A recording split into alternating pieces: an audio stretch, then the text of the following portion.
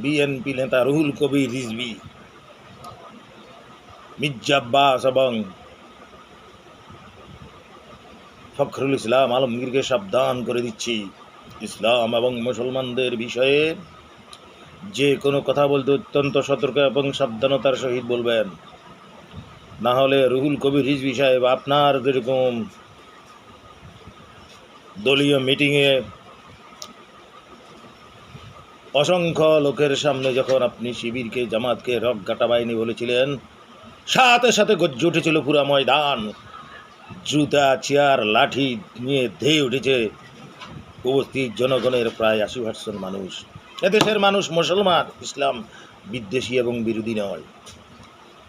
ইসলামী সংগঠন এবং মুসলমানদের সম্পর্কে কথা বলতে হলে আপনাকে অত্যন্ত সতর্ক এবং হুঁশিয়ারের সহিত বলতে হবে, তা না হলে আপনাদের মতো কুলাঙ্গারদের পিঠের ছাল এবং চামড়াও থাকবে না। আপনি শুধু রগ কাটা অপাঙ্ক্তেয় বাহিনী বলেছেন, যার জন্য এই হাল হয়েছে। আর আপনার মির্জা আব্বাস কি বলেছিল জানেন? তোদের নবীকে বেঁধে নিয়ে আয়, তাকে জেলে ভরে দিন।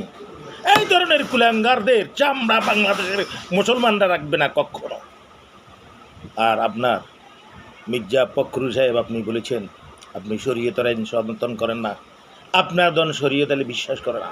বিশ্বাস কিভাবে করাইতে হয় এদেশের মুসলমান ছাত্র সমাজ, যুব সমাজ, ইসলামী তৌহিদি ভালো করেই জানে।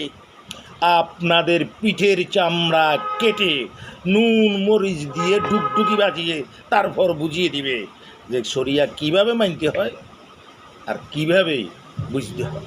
না বুঝলে বুঝিয়ে দেওয়া হবে, না মানলে মানতে বাধ্য করা হবে।